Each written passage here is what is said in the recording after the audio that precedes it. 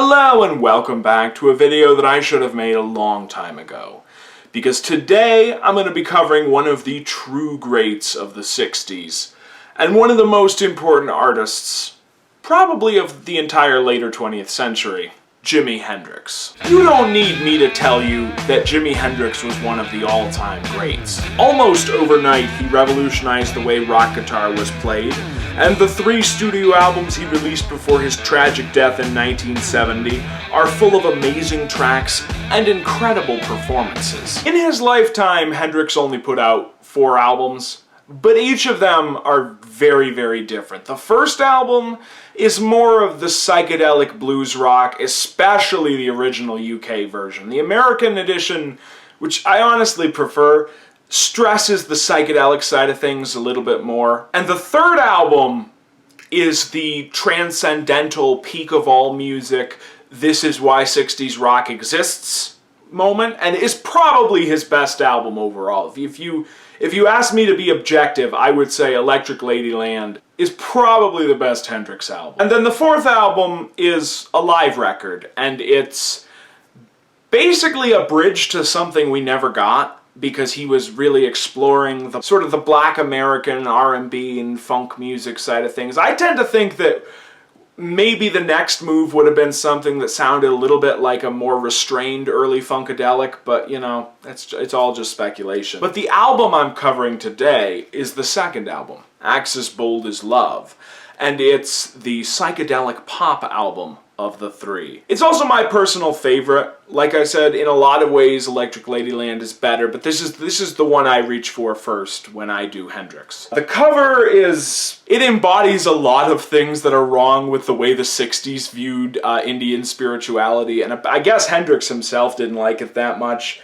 I guess he embraced it later on. He thought it was suitably psychedelic, but you know, it wasn't what he wanted, which was a recurring problem for Hendrix, but we'll get to that if I ever cover Electric Ladyland. So yeah, Axis Bold as Love. This is influenced, like, absolutely everything at the time by Sgt. Pepper's Lonely Hearts Club Band by the Beatles. Also, perhaps, intriguingly, by Syd Barrett-era Pink Floyd, who actually opened for the Jimi Hendrix Experience in 1967.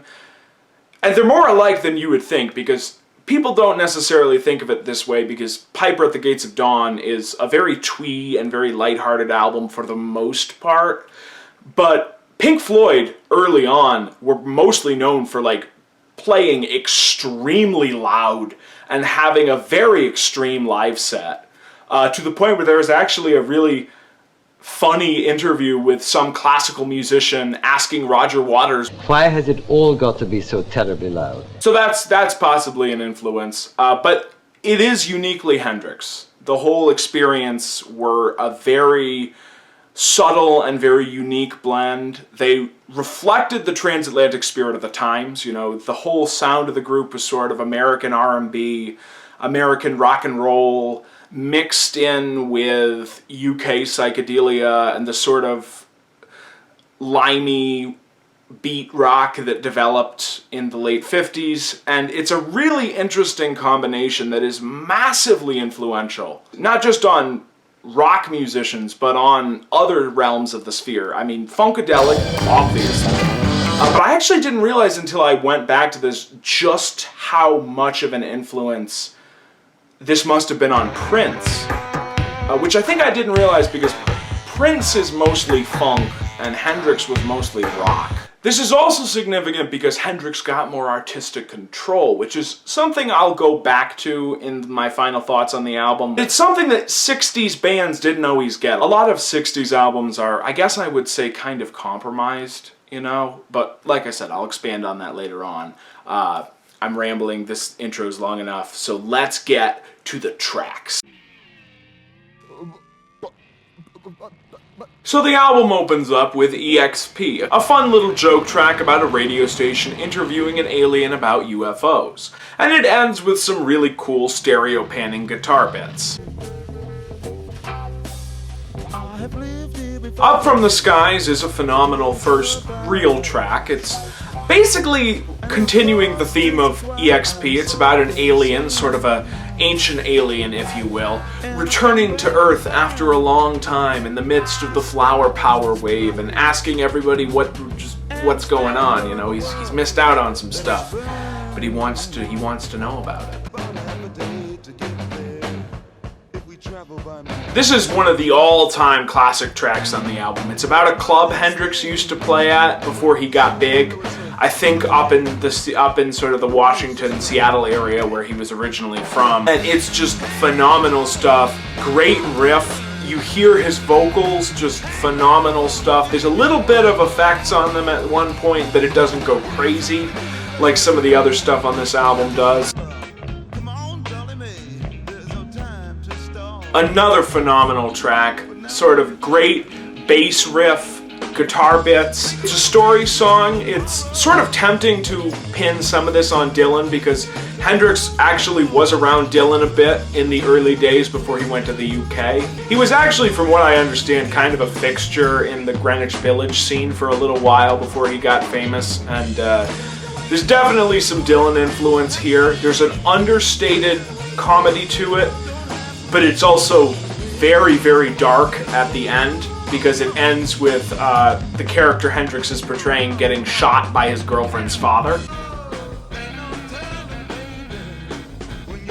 This is an upbeat rocker, a real barn burner, very, very short, almost even like a song fragment because it's only a minute and a half. Probably a good thing. I don't know if I would want like 4 minutes of this, but it's the perfect length. Great guitar bits, great vocals once again. Probably in some ways the hardest rocking thing on the album, but more on that later on. The last two tracks on side one are both phenomenal. This is probably the guitar workout of the album. It's the sort of centerpiece for Hendrix's guitar exploits. It's also a phenomenal ballad. I actually was originally introduced to this song through the Stevie Ray Vaughan version because my dad was a big Stevie Ray Vaughan fan. And I have to say, I prefer the Hendrix version. Although Stevie's interpretation is great too. I like the understated psychedelia of this version a little more, you know? So we end side one with an amazing track, one of the iconic classics of this album. I mean, like most of what's on here. And it's probably the hippie song of the album. A song about letting your freak flag high, a statement of individual diversity and self-affirmament and whatever other big words I can come up with to make me sound smart. It's an incredible track, very psychedelic.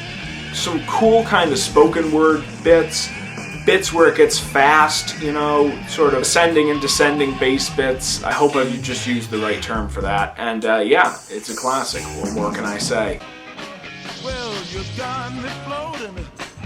This is a really good track too, although I do admit I always forget about it when the album's not on.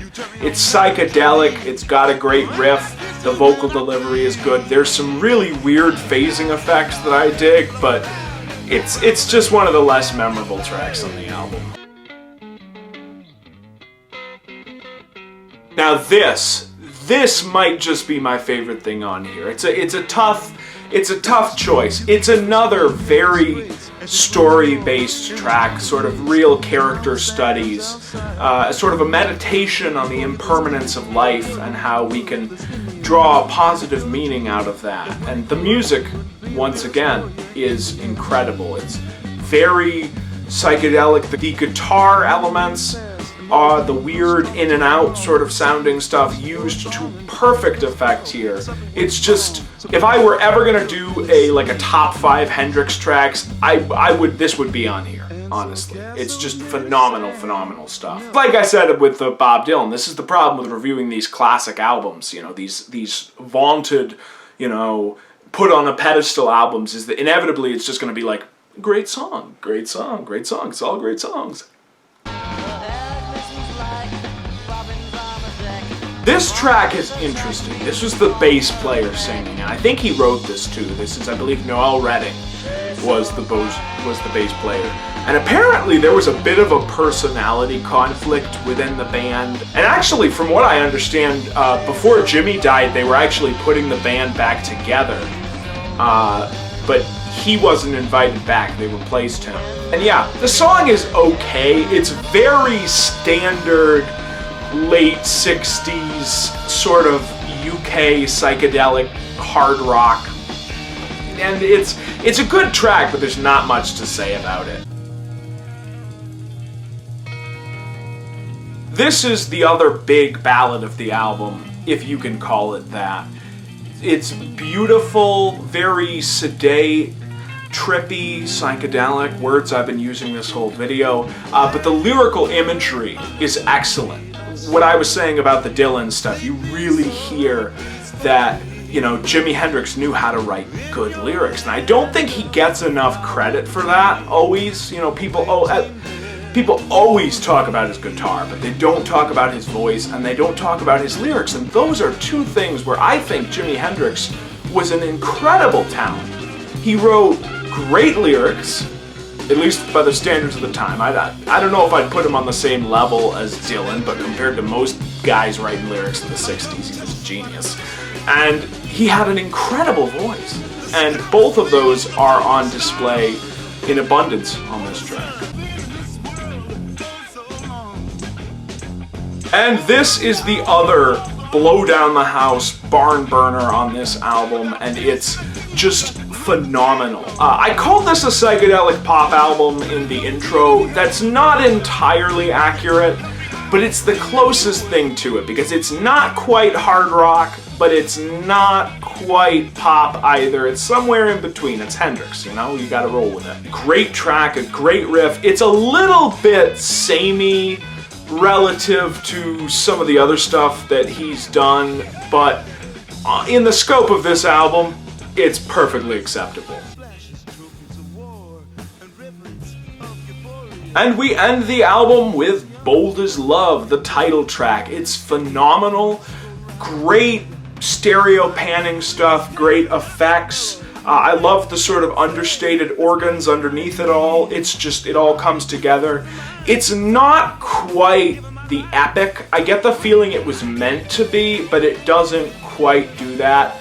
I think you'd have to wait until Electric Ladyland for Hendrix to really do the epic really well. I mean, you have 1983, you have a bunch of different stuff on that album that could fall into that category. But this is a great album closer and a great way to close out 1967 for the Jimi Hendrix experience. Axis Bold as Love is a phenomenal album. Like I said, it's my favorite Jimi Hendrix. It's the one I reach for when I feel like listening to him.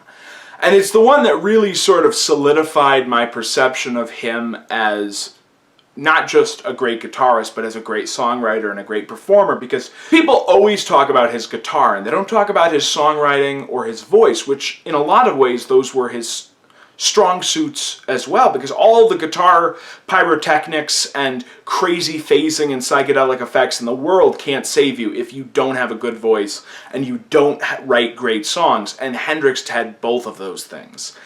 And what I love about this album is that it makes it impossible to ignore, because there are no wild, long psychedelic guitar solos, at least not like on Electric Ladyland or Are You Experienced, and you just have to enjoy the songs. I also think the fact that he had so much artistic control on both this and Electric Ladyland is great, because a lot of 60s musicians didn't have that kind of artistic control, even into relatively late in the decade. A lot of 60s music, for as great as it is, and 60s music when it's at its best is some of the greatest music ever made. A lot of 60s music is, I guess I would say, compromised. The performers were very, very young, very, very green. The industry was very, very powerful. And the cigar-chomping old men calling the shots from the boardrooms really just saw the music as crap to feed to the pigs. You know, there was, and I say that, and you know, you can say that that it's the same today, and in many respects you would be right, but there's a disconnect, there's a detachment that I get looking back and reading about these guys, that we don't have today because it's all market tested. Everything is all researched and impeccably selected by algorithm. But, you know, in those days, it was just get it out there. Get it to the teenagers. It doesn't matter what it is. They'll buy it. And you don't get that from any of the Hendrix Experience albums. They're all very uniquely his. And that makes them really interesting and really singular. You know, these albums are a wonderful window into a talented performer who we unfortunately didn't really get to see very much of, you know. I would rate this 9.5, 10 out of 10. Probably 10 out of 10, yeah. I'm gonna go there and I'm gonna give it a 10 out of 10.